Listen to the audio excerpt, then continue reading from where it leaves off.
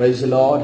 ಕರ್ತನ ಪರಿಶುದ್ಧ ನಾಮಕ್ಕೆ ಸ್ತೋತ್ರವಾಗಲಿ. ಕರ್ತನ ಸನ್ನಿಧಾನದಲ್ಲಿ ಬೆಳಗಿನ ಜಾವದಲ್ಲಿ ನಾಳೆ ಸಬ್ಬತ್ ದಿನದಾಗಿರೋದ್ರಿಂದ ಇವತ್ತಿನ ದಿವಸ ಪೂರ್ವ ಸಿದ್ಧತೆ ಈ ಆರಾಧನೆಯಲ್ಲಿ ಕರ್ತನು ಸೇರಿ ಬರುವಂತೆ ಕರ್ತನು ಕೊಟ್ಟಂತ ಕೃಪೆಗಾಗಿ ಕರ್ತನಿಗೆ ಸ್ತೋತ್ರ. ಹಲ್ಲೆಲೂಯಾ. ಕರ್ತನ ಸನ್ನಿಧಾನದಲ್ಲಿ ಸಮಯದಲ್ಲಿ ಬೆಳಗಿನ ಜಾವದಲ್ಲಿ ನಾವೆಲ್ಲರೂ ಕೂಡ ಈ ಮುಂಜಾವಿನ ಪ್ರಾರ್ಥನೆಯಲ್ಲಿ ನಾವು ಸೇರಿ ಬಂದಿರೋದುಂಟು. ಮುಂಜಾವಿನ ಪ್ರಾರ್ಥನೆಯಲ್ಲಿ ಒಂದು ವಿಚಾರವಾಗಿ ನಾವು ಧ್ಯಾನ ಮಾಡ್ತೇವೆ. ನೇರವಾಗಿ ನಾವು ವಾಕ್ಯಕ್ಕೆ ಹೋಗೋಣ. ನಾನು ನಂಬುತ್ತೇನೆ ನಿಮಗೆಲ್ಲರೂ ಕೂಡ ವಾಕ್ಯಗಳು ಹೇಳುತ್ತಿರುವಂತ ದೇವರಾತ್ಮನು ತಿಳಿಸ್ತಿರುವಂತ ಆಲೋಚನೆಗಳು, ಅದೇ ರೀತಿಯಲ್ಲಿ ದೇವರಾತ್ಮನು ಯಾವ ತಾತ್ಪರ್ಯದಲ್ಲಿ ನಿಮಗೆ ತಿಳಿಸ್ತಾ ಇದ್ದಾನೆ ಎಲ್ಲವನ್ನ ನಿಮಗೆ ಅರ್ಥ ಮಾಡಿಕೊಳ್ತಿದ್ದೀರಿ ಅನ್ನೋದನ್ನ ನಾನು ನಂಬುತ್ತೇನೆ. ಹಲ್ಲೆಲೂಯಾ. ಏನು ನಾವು ಮೊದಲನೇದಾಗಿ ಕಲ್ತಿದ್ದು ಸಭೆಗಳ ಮಧ್ಯದಲ್ಲಿ ಬರುವಂತಹ ದುರ್ಬೋಧನೆಗಳು ಏನೆಲ್ಲ ಬರ್ತಾ ಇದ್ದಾವೆ. ದುರ್ಬೋಧನೆಗಳು ಎಂದ ಕೂಡಲೇ ಯಾರೋ ಒಬ್ಬ ಹೊರಗಡೆಯಿಂದ ಪ್ರವಾದಿ ಬರಬೇಕು ಅಂತ ಇಲ್ಲ. ನಾವು ಯಾವ ರೀತಿಯಲ್ಲಿ ಸತ್ಯವೇದವನ್ನು ಓದ್ತೇವೋ, ಸತ್ಯವೇದವನ್ನು ಓದುವಾಗ ನಾವು ಯಾವ ರೀತಿಯಲ್ಲಿ ತಗೊಳ್ತೇವೋ ಅದು ನಾವು ತಪ್ಪಾಗಿ ತೆಗೆದುಕೊಂಡ್ರೆ ನಮಗೆ ನಾವೇ ಮಾಡುವ ದುರ್ಬೋಧನೆಯಾಗಿದೆ. ಅದೇ ರೀತಿ ನಮ್ಮ ಪಕ್ಕದಲ್ಲಿ ಸಹ ವಿಶ್ವಾಸಿ ಇರ್ತಾರೆ. ಅವರು ಯಾವ ರೀತಿಯಲ್ಲಿ ದೇವರ ವಾಕ್ಯವನ್ನ ದೇವರನ್ನು ಹಿಂಬಾಲಿಸ್ತಾ ಇರ್ತಾರೋ ಅವರು ಯಾವ ರೀತಿಯಲ್ಲಿ ಅದನ್ನು ಇಂಟರ್ಪ್ರೆಟ್ ಮಾಡಿ ಅರ್ಥ ಮಾಡಿಕೊಂಡು ನಮಗೆ ಹೇಳಿಕೊಡ್ತಾರೋ, ಒಂದು ವೇಳೆ ತಪ್ಪಾಗಿ ಹೇಳ್ಕೊಡೋದಾದ್ರೆ ಅದು ವಿಶ್ವಾಸಿ ನಮಗೆ ಹೇಳಿಕೊಡುವಂತ ದುರ್ಬೋಧನೆ ಆಗಿದೆ.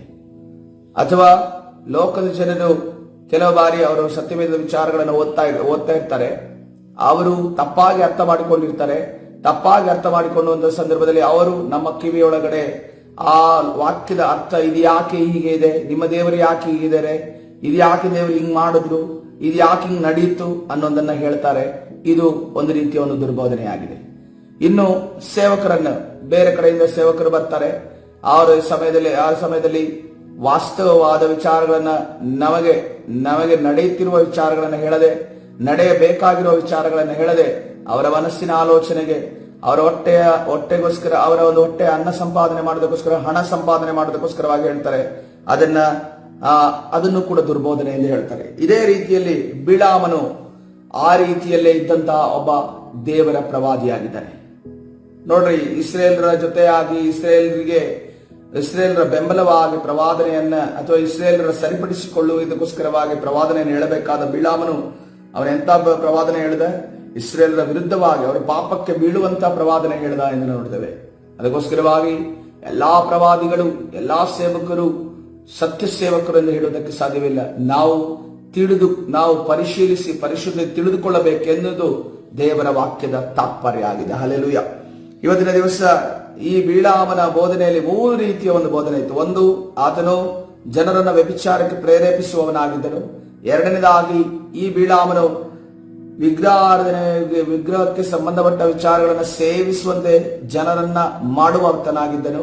ಮೂರನೇದಾಗಿ ನೋಡುವಾಗ ಆತನು ದ್ರವ್ಯಾಶೆ ಉಳ್ಳವನ, ಹಣಕ್ಕೋಸ್ಕರ ಸೇವೆ ಮಾಡುವಂತ, ಹಣಕ್ಕೋಸ್ಕರ ಪ್ರವಾದನೆ ಹೇಳುವಂತ ಒಬ್ಬ ಪ್ರವಾದಿಯಾಗಿದ್ದನು. ಅದೇ ರೀತಿ ಎರಡನೇ ನಿಕೋಲಾಯಿತರ ಬೋಧನೆಯಿಂದ ನೋಡುವಾಗ ವಿಗ್ರಹಾಧನೆಯನ್ನ ಮಾಡಬಹುದು, ಅದಕ್ಕೆ ಯಾವುದೇ ರೀತಿಯಲ್ಲಿ ತಡೆ ಇಲ್ಲ ಅಂತ ಅನ್ಕೊಂಡು ಬೋಧನೆ ಮಾಡಿದವನು. ಎರಡನೇದಾಗಿ ಆ ಒಂದು ವಿಚಾರದಲ್ಲಿ ನೋಡುವಾಗ ನಿಕೋಲಾಯಿತರ ಬೋಧನೆಯಲ್ಲಿ ಈ ಸೈತಾನನ ಸಮಾಜದವರು ಮಾಡುವಂತ ಆಚಾರ ವಿಚಾರಗಳನ್ನ ಮಾಡಬಹುದು, ಅದಕ್ಕೇನು ತೊಂದರೆ ಇಲ್ಲ, ಸಭೆಯಲ್ಲಿ ನಡೆಸಬಹುದು, ವಿಶ್ವಾಸಿ ಮಾಡಬಹುದು ಅದನ್ನ ಅಲೋ ಮಾಡೋದು, ಅಂದ್ರೆ ಅದನ್ನ ಪರ್ಮಿಷನ್ ಅನ್ನ ಕೊಡುವುದು. ಈ ರೀತಿಯ ಬೋಧನೆ ಮಾಡುವವರು ಕೂಡ ದುರ್ಬೋಧನೆ ಮಾಡೋದು, ಅದು ನಿಕೋಲಾಯಿತರ ಬೋಧನೆಯಿಂದ ನಾವು ನೋಡುತ್ತೇವೆ. ಇವತ್ತಿನ ದಿವಸ ನಮ್ಮ ಸಭೆಯಲ್ಲಿ ಅನೇಕ ಸ್ಟ್ರಿಕ್ಟ್ ಆಗಿ, ಅನೇಕ ಶಿಸ್ತಾಗಿ ಕೆಲವು ವಿಚಾರಗಳನ್ನ ನಾವು ಅದನ್ನ ಮಾಡಬಾರ್ದು, ಇದನ್ನ ಮಾಡಬೇಕು ಅನ್ನೋ ರೀತಿಯಲ್ಲಿ ಹೇಳಿದ್ದೇವೆ. ಆದ್ರೆ ನೀವು ಬೇರೆ ಸಭೆಯವರನ್ನ ಸಂಧಿಸ್ತೀರ, ಅದೇನಾಗುತ್ತೆ? ಹಂಗ್ ಮಾಡಿದ್ರೆ ಹಂಗಾಡುತ್ತೆ. ಸತ್ಯವೇದದಲ್ಲಿ ಹೇಳಿದ್ದಾರ ಅನ್ನೋದನ್ನ, ಹೌದು, ಸತ್ಯವೇದದಲ್ಲಿ ಹೇಳಿದ್ದಾರೆ, ಸತ್ಯವೇದದಲ್ಲಿ ಅದನ್ನ ತಿಳಿಸಿದ್ದಾರೆ, ಸತ್ಯವೇದದಲ್ಲಿ ಸ್ಪಷ್ಟವಾಗಿ ಹೇಳಲ್ಪಟ್ಟಿದೆ ಯಾವುದನ್ನ ಮಾಡಬಾರ್ದು, ಯಾವುದನ್ನ ಮಾಡಬೇಕು ಅನ್ನೋದನ್ನ ಕರ್ತನು ಹಳೆ ಒಡಂಬಡಿಕೆಯಲ್ಲಿ ಮಾತ್ರ ಅಲ್ಲ, ಹೊಸ ಒಡಂಬಡಿಕೆಯಲ್ಲೂ ಕೂಡ ದೇವರಾತ್ಮನು ತಿಳಿಸಿದ್ದಾನೆ ಎಂದು ನೋಡ್ತಾ ಇದ್ದೇವೆ. ಇದನ್ನ ನಾವು ಎಲ್ಲಿ ಕಂಪ್ಯಾರಿಸನ್ ಮಾಡ್ತಾ ಇದ್ದೇವೆ? ತಂದೆಯಾದ ಈಸಾಕನಿಗೆ ಯಾವ ರೀತಿಯಲ್ಲಿ ಮೋಸದಿಂದ ಯಾಕೋಬನು ತನ್ನ ಒಂದು ಚೊಚ್ಚಲತನದ ಹಕ್ಕನ್ನು ಸಂಪಾದನೆ ಮಾಡುವುದಕ್ಕೋಸ್ಕರವಾಗಿ ಯಾವ ರೀತಿಯಲ್ಲಿ ಮೋಸದಿಂದ ಬರ್ತದೆ ನೋಡ್ರಿ. ಸುಳ್ಳು ಪ್ರವಾದಿ ತಾನು ಸುಳ್ಳು ಪ್ರವಾದಿಯಿಂದ ಅನ್ಕೊಂಡು ಹೇಳ್ಕೊಂಡು ಯಾವತ್ತೂ ಬರೋದಿಲ್ಲ. ತಾನು ಸತ್ಯವಾದ ಪ್ರವಾದಿಯಿಂದ ಅನ್ಕೊಂಡು ಹೇಳಬಾರದು. ತನ್ನ ಪಕ್ಕದಲ್ಲಿರುವಂತಹ ಸಹವಿಶ್ವಾಸಿ ಇದನ್ನ ನೀವು ಸುಳ್ಳಾಗಿದೆ ನೀವು ತಗೋಬೇಡ್ರಿ ಅಂತ ಅನ್ಕೊಂಡು ದೇವರ ವಾಕ್ಯವನ್ನ ಬೋಧನೆ ಮಾಡೋದಿಲ್ಲ. ಯಾವ ರೀತಿಯಲ್ಲಿ ಬೋಧನೆ ಮಾಡ್ತಾರೆ? ಇದು ಸತ್ಯ, ಇದಕ್ಕಿಂತ ಸತ್ಯವಾದದ್ದು ಬೇರೆ ಯಾವುದೂ ಇಲ್ಲ, ಇದು ಡೂಪ್ಲಿಕೇಟ್ ಅಲ್ಲ, ಇದು ಒರಿಜಿನಲ್ ಅಂತ ಅನ್ಕೊಂಡು ಹೇಳ್ಕೊಂಡೇ ಬರೋದು. ಯಾರಾದ್ರೂ ಇವತ್ತಿನ ದಿವಸ ತನಕ ನಿಮಗೆ ವ್ಯಾಪಾರ ಮಾಡುವ ವಾಚೋ ಅಥವಾ ಯಾವ್ದಾದ್ರು ಒಂದು ವಸ್ತುವನ್ನ ಮಾರುವುದಕ್ಕೆ ಬಂದಾಗ, ಸರ್ ಇದು ಡೂಪ್ಲಿಕೇಟ್, ಇದನ್ನ ತಗೊಳ್ಳಿ ಅಂತ ಅನ್ಕೊಂಡು ಯಾರಾದ್ರೂ ಹೇಳಿದಾರ? ಎಲ್ರು ಬಂದಿದೆ ಏನಂದ್ರೆ ಇದು ಒರಿಜಿನಲ್ ಸರ್, ಇದಕ್ಕಿಂತ ಒರಿಜಿನಲ್ ಇಲ್ಲ ಅನ್ನೋ ರೀತಿಯಲ್ಲೇ ಹೇಳಿದ್ದು. ಸೊ ಒರಿಜಿನಲ್ ಡೂಪ್ಲಿಕೇಟ್ ಅನ್ನ ಸೇಲ್ ಮಾಡುವಂತ ಡೂಪ್ಲಿಕೇಟ್ ಜನರು ನಮ್ಮ ಮಧ್ಯದಲ್ಲಿದ್ದಾರೆ. ಅದಕ್ಕೋಸ್ಕರವಾಗಿ ಈ ಡೂಪ್ಲಿಕೇಟ್ ಜನರಿಂದ ನಾವು ಎಚ್ಚರವಾಗಿರಬೇಕು. ನೋಡ್ರಿ, ಯಾಕೋಬನು ತನ್ನ ಅಣ್ಣನಿಗೆ ಸಿಗಬೇಕಾದಂತ ಚೊಚ್ಚಲತನದ ಹಕ್ಕವನ್ನ ಕದಿಯುವುದಕ್ಕೋಸ್ಕರ, ಅದನ್ನ ಕಬಳಿಸುವುದಕ್ಕೋಸ್ಕರ ತನ್ನ ತಂದೆಗೆ ಏನ್ ಮಾಡ್ತಾ ಇದ್ದಾನೆ? ಮನೆಯಲ್ಲಿರುವಂತ ಕುರಿಯನ್ನ ಕಡಿದು ಒಂದು ಒಳ್ಳೆಯ ಯಾವ ರೀತಿಯ ಟೇಸ್ಟ್ ಅನ್ನ ತಂದೆ ಬಯಸ್ತಾನೋ ಅದನ್ನ ತಾಯಿ ಮಾಡಿಕೊಟ್ಟು ಅದನ್ನ ತಂದು ಕೊಡ್ತಾ ಇದ್ದಾನೆ. ಆಕ್ಚುಲ್ ಆಗಿ ಏಸಾವನ ಅದನ್ನು ತಂದು ಕೊಡಬೇಕು, ಏಸಾವನ ಪಡೆಯಬೇಕಾದ ಆಶೀರ್ವಾದ ಆಗಿತ್ತು. ಹೌದು, ದೇವರು ಏನ್ ಹೇಳಿದ್ರು? ಚಿಕ್ಕವನು ಅಂದ್ರೆ ಏಸಾವನು ಯಾಕೋಬನಿಗೆ ಸೇವೆ ಮಾಡ್ತಾನೆ ಅಂತ ಅನ್ಕೊಂಡು ಹೇಳಿದ್ರು.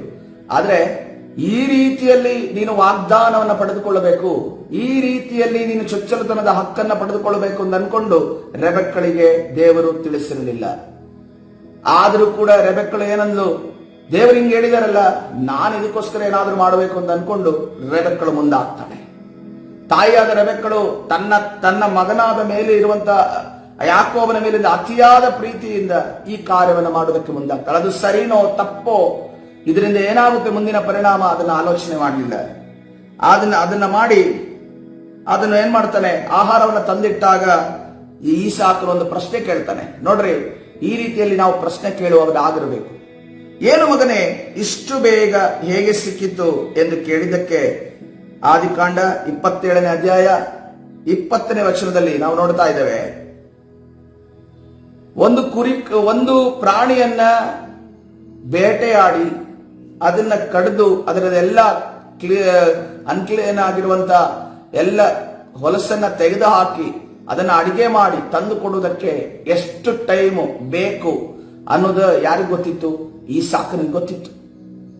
ಒಂದು ಅಡಿಗೆ ಹಾಕಬೇಕಾದ್ರೆ, ಒಂದು ಪ್ರಾಣಿಯನ್ನ ಬೇಟೆ ಹೊಡೆದು ಅಡಿಗೆ ಆಗಬೇಕಂದ್ರೆ ಎಷ್ಟು ಟೈಮ್ ಇದೆ ಅಂತ ಅನ್ಕೊಂಡು ಈ ಸಾಕನಿಗೆ ಗೊತ್ತಿತ್ತು. ಆದ್ರೆ ಯಾಕೋಬನ ಅದನ್ನ ವೇಗವಾಗಿ ತಂದಾಗ, ಯಾಕಂದ್ರೆ ಯಾಕೋಬನ ಅದನ್ನ ವೇಗವಾಗಿ ತರಲೇಬೇಕು. ಒಂದು ವೇಳೆ ಯಾಕೋಬನ ತರುವ ಸಮಯ ಏಸಾವನ ಬೇಟೆ ಮಾಡಿ ಮನೆಗೆ ಬರುವ ಸಮಯ ಒಂದೇ ಆದ್ರೆ ಅವನ ಗತಿ ಏನಾಗುತ್ತೆ? ಯಾಕೋಬನನ್ನ ಏಸಾವ ಕೊಂದು ಬಿಡ್ತಾನೆ. ಅದಕ್ಕೋಸ್ಕರ ಏನ್ ಮಾಡಿದ್ದಾನೆ? ರೆಬೆಕ್ಕ ಮತ್ತು ಯಾಕೋಬ ಸೇರಿ ಬೇಗ ಎಲ್ಲಿಂದಲೋ ಒಂದು ಒಳ್ಳೆ ಕುರಿನ ತಂದು, ತಮ್ಮ ಅಟ್ಟೆಯಲ್ಲಿದ್ದು ಒಳ್ಳೆ ಕುರಿನ ತಂದು ಮಾಡಿ ಈಸಾಕನ ಮುಂದೆ ಇಡ್ತಾ ಇದ್ದಾನೆ. ಆಗ ಈಸಾಕನಿಗೆ ಗೊತ್ತಾಗುತ್ತೆ, ಇದೇಗೆ ಸಾಧ್ಯ ಆಯ್ತು? ಇಷ್ಟು ಬೇಗ ಇವನಿಗೆ ಬೇಟೆ ಸಿಕ್ತಾ? ಇಷ್ಟು ಬೇಗ ಇವನು ಹೊಡೆದು ಬೇಟೆನ ಆಡಿ ತದನಂತರ ಅದನ್ನ ಅಡಿಗೆ ಮಾಡಿ ತಂದಿಟ್ನ. ಇದುವರೆಗೂ ಕೂಡ ನಾನು ಕೇಳಿದಾಗ, ನಾನು ಯಾವತ್ತಾದ್ರೂ ಬೇಟೆ ಮಾಂಸವನ್ನ ಕೇಳಿದ್ರೆ ಅವನ ಬೇಟೆಯಾಡಿ ತರುವ 1 ಗಂಟೆ 1.5 ಗಂಟೆ ಆಗ್ತಾ ಇತ್ತು. ಇವಾಗ ಅರ್ಧ ಗಂಟೆಯಲ್ಲಿ ಬಂದಿದ್ದಾನಲ್ಲ, ಅರ್ಧ ಗಂಟೆಯಲ್ಲಿ ಬರೋದಕ್ಕೆ ಹೇಗೆ ಸಾಧ್ಯ ಆಯ್ತು ಅನ್ನೋದನ್ನ ಇಲ್ಲಿ ಈಸಾಕನು ಯಾಕೋಬನನ್ನು ಪ್ರಶ್ನೆ ಮಾಡ್ತಾ ಇದ್ದಾನೆ. ಆದ್ರೆ ಯಾಕೋಬನ ಏನು ಹೇಳಿದ್ದಾನೆ? ನಾನು ಯಾರಂತೆ, ಅವನು ಯಾರಂತೆ? ಅವನು ಮೊದಲನೇ ಮಗ ಏಸಾವನೆಂದು ಸುಳ್ಳು ಹೇಳ್ತಾ ಇದ್ದಾನೆ. ಯಾಕೆಂದ್ರೆ ಕಾರಣ ಏನು ಗೊತ್ತಾ? ತಂದೆಗೆ ಕಣ್ಣು ಕಾಣ್ತಾ ಇಲ್ಲ. ತಂದೆಗೆ ಕಣ್ಣು ಕಾಣ್ತಾ ಇಲ್ಲ. ಕಣ್ಣು ಕಾಣದಿರುವಂತ ತಂದೆಗೆ ಮೋಸ ಮಾಡೋಣ ತಂದ್ಕೊಂಡು ಯಾಕೋಬನ ನಿರ್ಧಾರ ಮಾಡಿದ್ದಾನೆ.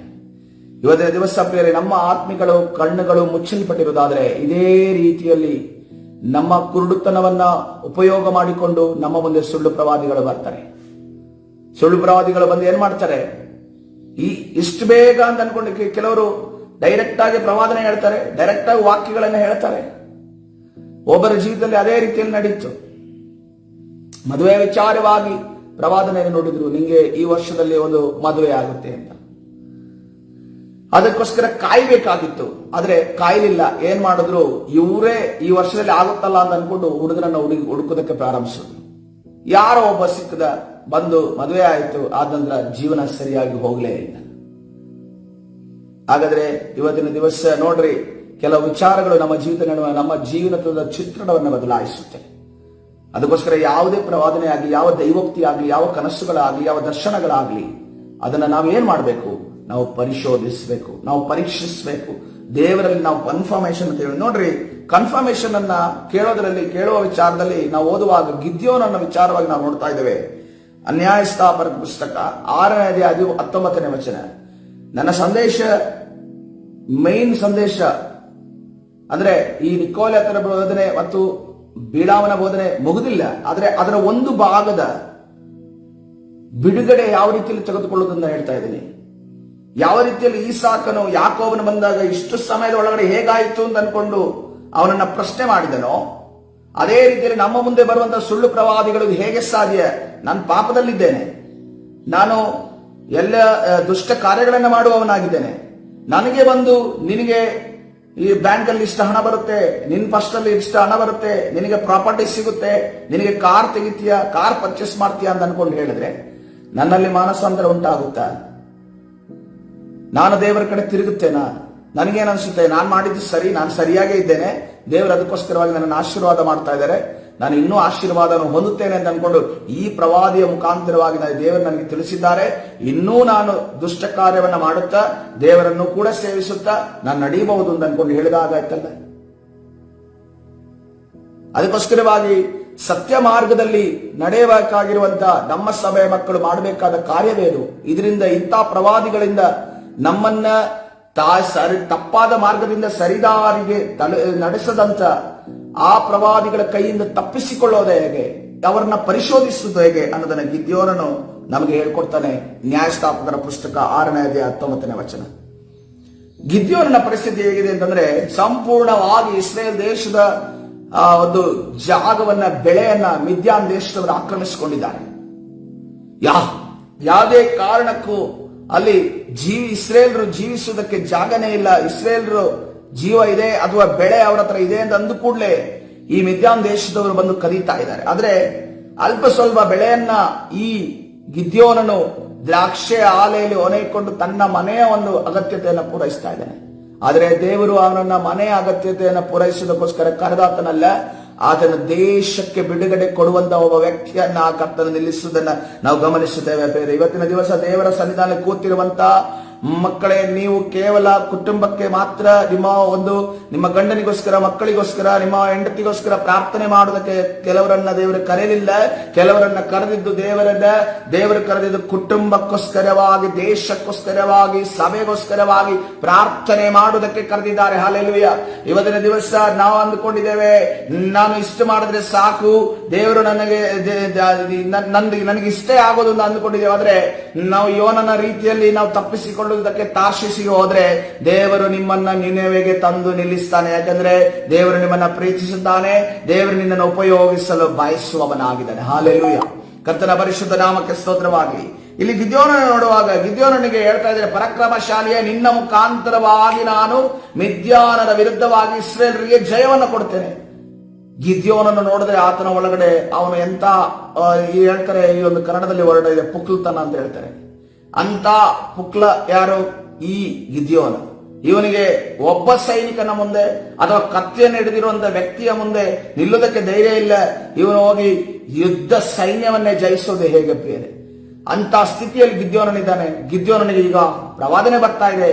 ಒಬ್ಬ ವ್ಯಕ್ತಿ ಬಂದು, ಅಂದ್ರೆ ಅವನಿಗೆ ದೇವರು ಯೆಹೋವನ ದೂತ ಅಂತ ಅನ್ಕೊಂಡು ಅವನಿಗೆ ಗೊತ್ತಾಗ್ತಾ ಇಲ್ಲ. ಒಬ್ಬ ವ್ಯಕ್ತಿ ಬಂದು ಹೇಳ್ತಾ ಇದ್ದಾನೆ, ನೀನು ಹೋಗಿ ಏನ್ ಮಾಡ್ತೀಯ?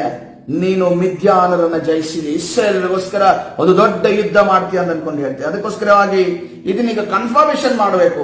ಇದು ಹೇಳಿದ್ದು ದೇವರೇ, ಇದು ಹೇಳಿದ್ದು ಯೆಹೋವನ ದೂತನೇ ತಂದ್ಕೊಂಡು ಹೇಗಪ್ಪ ಕನ್ಫರ್ಮೇಶನ್ ಮಾಡೋದು? ಅದಕ್ಕೋಸ್ಕರವಾಗಿ ಗಿದ್ಯೋನನು ಮನೆಗೆ ಹೋಗಿ ಒಂದು ಆಡಿನ ಮರಿಯನ್ನು ಪಕ್ವ ಮಾಡಿ, ಒಂದು ಏಫಾ ಹಿಟ್ಟಿನಿಂದ ಹುಳಿ ಇಲ್ಲದ ರೊಟ್ಟಿಗಳನ್ನು ಸುಟ್ಟು, ಮಾಂಸವನ್ನು ಪುಟ್ಟಿಯಲ್ಲಿಟ್ಟು, ಅದರ ರಸವನ್ನು ಬಟ್ಟಲಿನಲ್ಲಿ ಹೊಯ್ದು ಎಲ್ಲವನ್ನು ಎಲಾ ಮರದ ಕೆಳಗೆ ಆತನ ಮುಂದೆ ಇಟ್ಟನು. ಆಗ ದೇವದೂತನವನಿಗೆ ಮಾಂಸವನ್ನು, ರೊಟ್ಟಿಯನ್ನು ಆ ಬಂಡೆಯ ಮೇಲಿಟ್ಟು ರಸವನ್ನು ಹೊಯ್ಯಿ ಅನ್ನಲು ಅವನು ಹಾಗೆ ಮಾಡಿದನು. ಏನ್ ಮಾಡ್ತಾ ಇದ್ದಾರೆ? ನೀನು ಇಲ್ಲೇ ಇರಬೇಕು, ನಾನು ನಿನಗೋಸ್ಕರ ಯಜ್ಞವನ್ನು ಸಮರ್ಪಿಸಬೇಕು.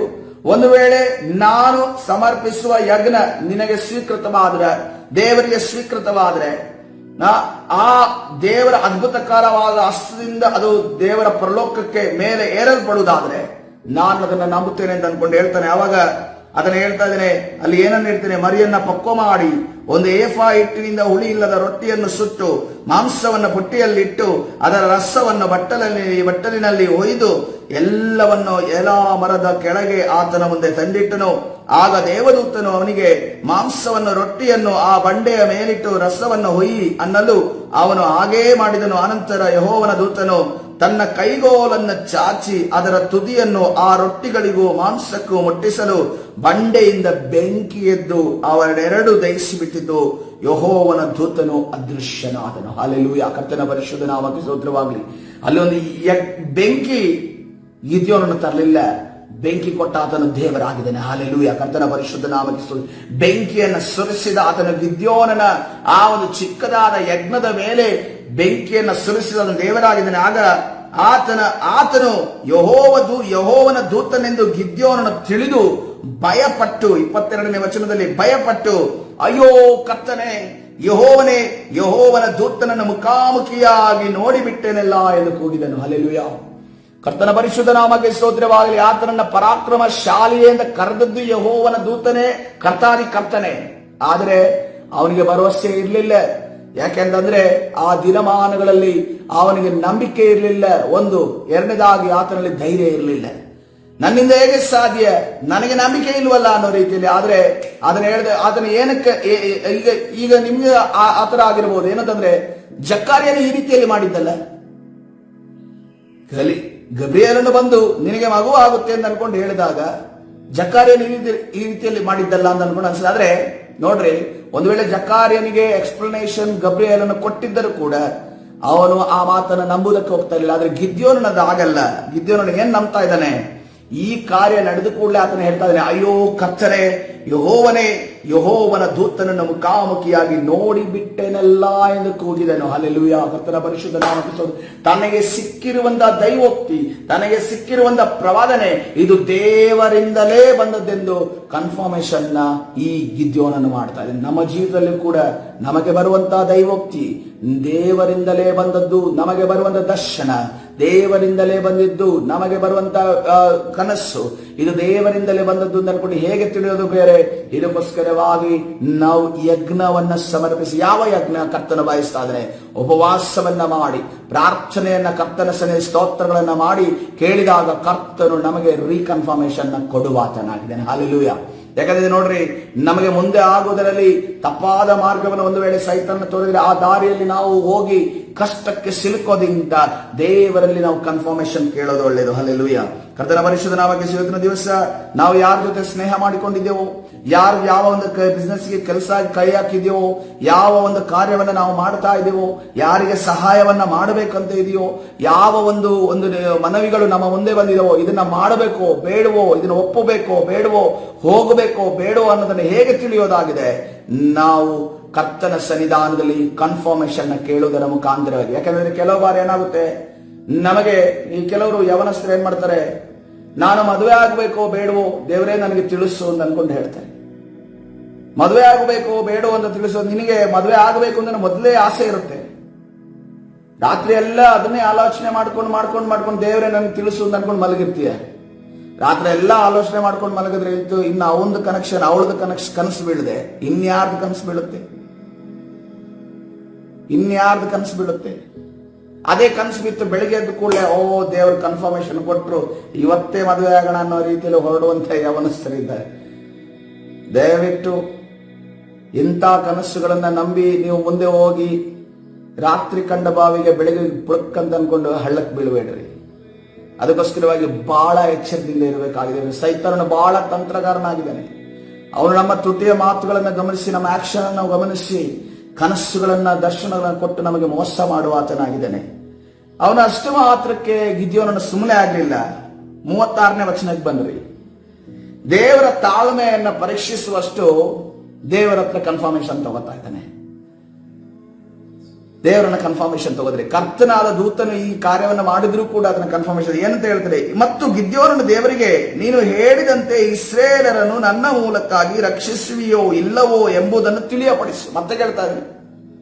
ಒಂದ್ಸರಿ ಕನ್ಫರ್ಮೇಶನ್ ಆಯಿತು, ಈಗ ಎರಡನೇ ಕ್ವಶನ್ ಹೇಳ್ತಾ ಇದ್ದಾನೆ. ನೀನು ದೇವರಿಂದ ಗೊತ್ತಾಯ್ತು, ನೀನು ಯೆಹೋವನ ದೂತನಿಂದ ಗೊತ್ತಾಯ್ತು, ಈಗ ನನ್ನ ಎರಡನೇ ಪ್ರಶ್ನೆ ಏನಂತಂದ್ರೆ, ನನ್ನನ್ನ ಮಿದ್ಯಾನ, ಈ ದೇಶವನ್ನ, ಇಸ್ರೇಲ್ ದೇಶವನ್ನ ಮಿದ್ಯಾನದಿಂದ ನೀನು ಬಿಡುಗಡೆ ಮಾಡ್ತೀಯೋ ಅಥವಾ ಇಲ್ವೋ ಅನ್ನೋದನ್ನ ನೀನು ನಂಗೆ ತಿಳಿಸ್ಬೇಕು. ನೀನು ಪರಾಕ್ರಮಶಾಲಿನ ನನ್ನ ಕರೆದಲ್ಲ, ನಾನು ನಿಜವಾಗಿ ಪರಾಕ್ರಮಶಾಲಿಯಾಗಿ ಯುದ್ಧ ಮಾಡ್ತೇನಾ ಅನ್ನೋದನ್ನ ತಿಳಿಸೋದಕ್ಕೆ ಈ ಗಿದ್ಯೋನನು ಮುಂದೆ ಹೋಗ್ತಾ ಇದ್ದಾನೆ. 37ನೇ ವಚನ, ಇಗೋ ನಾನು ಕಣದಲ್ಲಿ ಕುರಿಯ ತುಪ್ಪಟವನ್ನು ಇಡುತ್ತೇನೆ, ಅದರಲ್ಲಿ ಮಾತ್ರ ಮಂಜು ಬಿದ್ದು ನೆಲವೆಲ್ಲ ಒಣಗಿದ್ದರೆ ನೀನು ಹೇಳಿದಂತೆಯೇ ಇಸ್ರೇಲಿಯರನ್ನು ನನ್ನ ಮೂಲಕವಾಗಿ ರಕ್ಷಿಸುವೆ ಎಂದು ತಿಳಿಯುವೆನು ಎಂಬುದಾಗಿ ವಿಜ್ಞಾಪಿಸಿದನು.